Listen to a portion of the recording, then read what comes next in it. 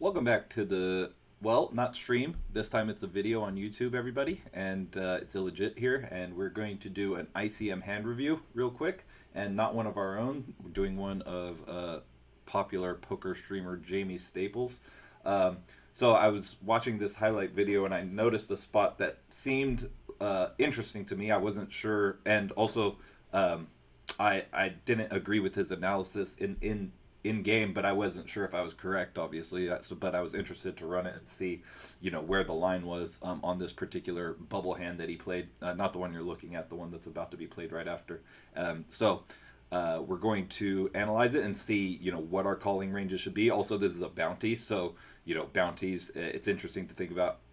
This has two interesting variables. It's a bounty tournament, so they're a PKO bounty tournament, progressive, and it's the stone bubble. So in game, it's sometimes you might have studied very well bubble spots without bounties and kind of like have a very good sense of like where your lines are and where you're supposed to go. So then it's becomes a question of how much do bounties change my strategy.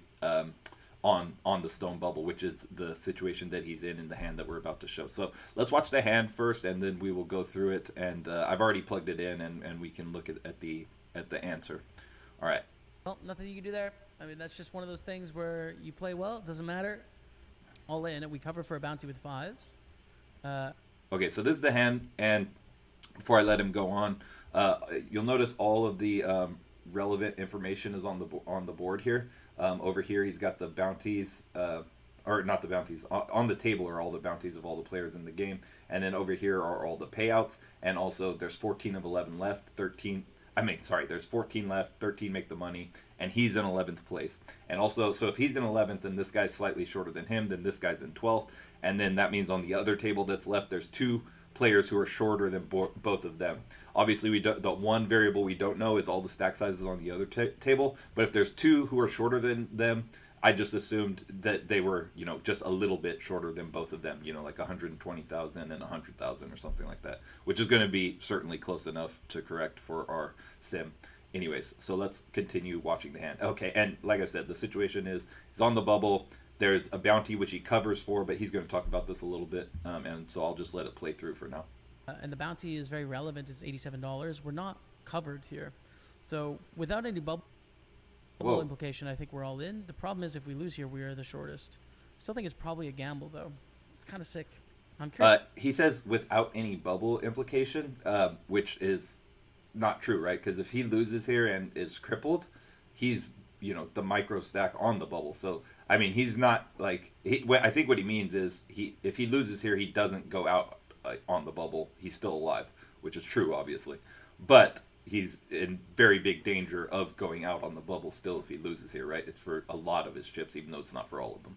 Here's what you guys think about this spot. I mean, if you plug this into a calculator, you're just all in with the fives. But then the implications Would of the you bubble be? are very weird here, too. So I don't know. It is a weird spot. Flippin', sets, hold, no.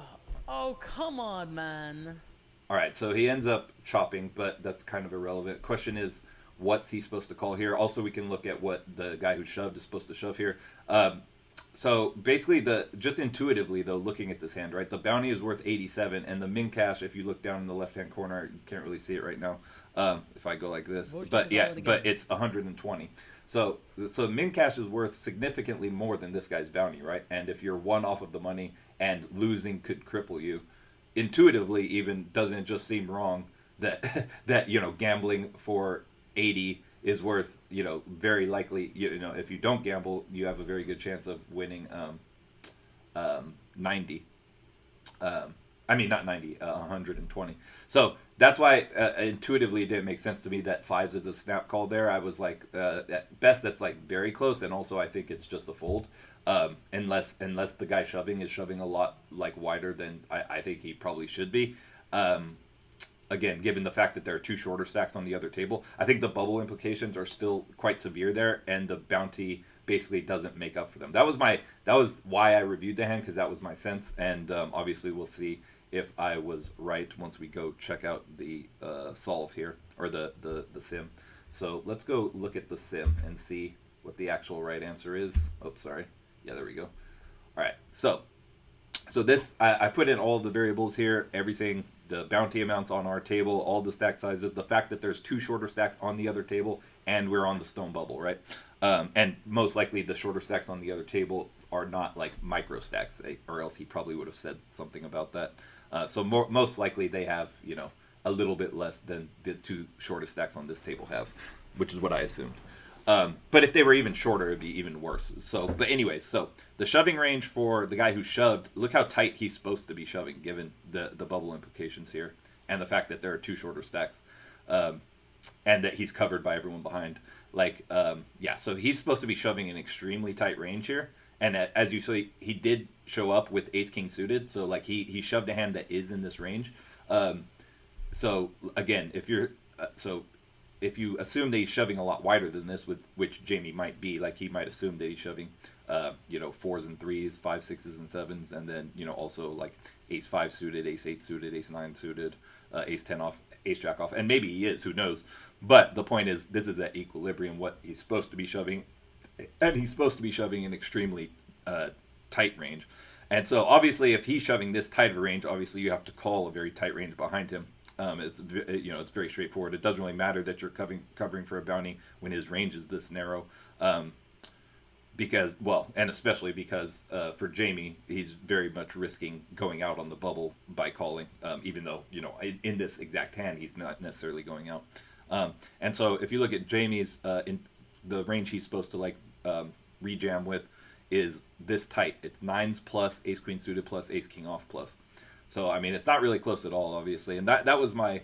I didn't assume it would be this tight. I thought the cutoff would be more like 7s or 8s. But you could see even 7s or 8s are a big loss, assuming this guy shoves as tight as he's supposed to be shoving.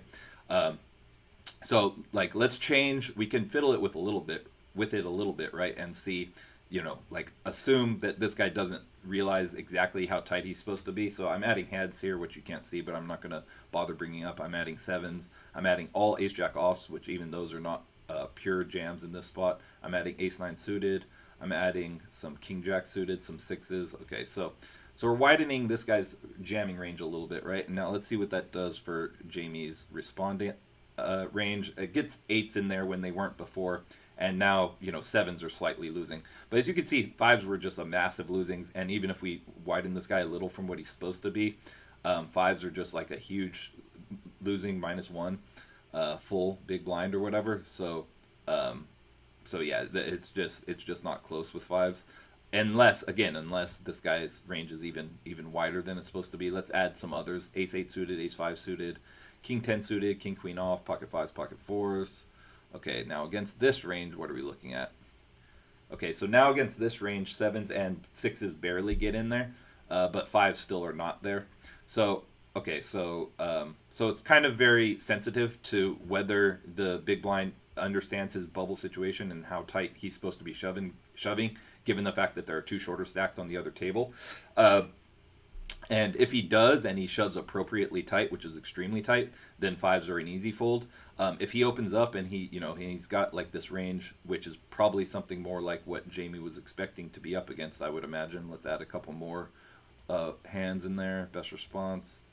Okay, now 5s are still not there though, and we've like basically his original range that he's supposed to be shoving was something like I think like 6 or 7% or something. And now we've upped it to, maybe it was 8%, I don't know, I forget. But now we've upped it all the way up to 12% of hands, and it's still not a call for 5s, still. And this is taking into account, the fact that he has the bounty that he has, and what he's covering for. So it's looking very, very marginal, I would say. And I think most people know, that, being covered for a bounty and there being 2 shorter stacks and you being on the stone bubble, like that you can't shove like nearly like even as wide as we have him here in this spot. So my point is, I think 5s are a mistake here, although again, it's somewhat dependent on what you assume about this guy's shoving range. The fact that he shows up with Ace King suited obviously is not dispositive of the fact that he could be shoving, a lot wider with a lot of the weaker hands that he's not supposed to be shoving at equilibrium. But we don't know that either, and if anything, it's at least one little bit of evidence that that his range is narrower than we assume that it is, or than Jamie seems to have assumed that it was. Anyway, so yeah, so this is what is not nearly as straightforward as he thought. He quickly said though, I think, this is a definite go in, and if you plug in a calculator, it'll tell you you have to go. But I'm curious what you guys think. He kind of hesitated after that and said he wasn't sure, so he wasn't like that confident, and like I'm sure like he would have thought it's an interesting spot to review. Probably, I would assume he really did later go look at it and review it. But my point is, the bounty, it seems like in this bubble situation that's very ICM dense, doesn't make up for the fact that that you're so close to the bubble, and also significantly relevant is that the money, like min caching, is worth more than this guy's bounty, I think. So obviously, if this guy had a bounty that was 2x min caching, that changes it. I would assume, although we would have to go in and rerun it with different bounty amounts in there, that would change it pretty substantially, you would think, right? Like, and now maybe fives do become a call in that situation.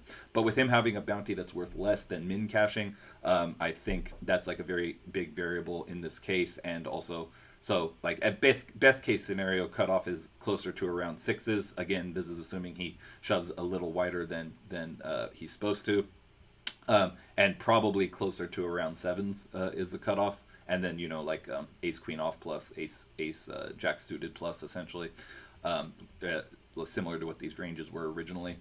Like maybe a little wider than this, because it's conceivable that this guy really does shove wider than what is exactly as tight as he's supposed to be.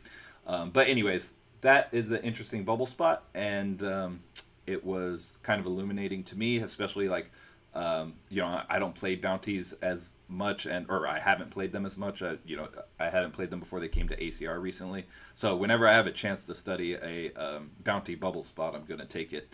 And this was definitely one of those spots that I was able to get in and review and look at. And it's the sort of spot that would confuse me also in game, and I wouldn't be sure exactly where the cutoff was. So now we have a better sense of what we're supposed to do in spots like that. And we're not. We have to keep in mind, it's a big bounty. But it's still not as big as a min cache, and we're one off the money, and there are shorter stacks than us. So once you add up all those variables, it seemed to me, even in game, that fives are probably not a call, and it seems like, given the simulation, that that's probably the case. Again, unless you know that the shover is shoving entirely way too wide. All right, that will be it. Thanks for hanging out, boys, and we'll catch you next time. Peace.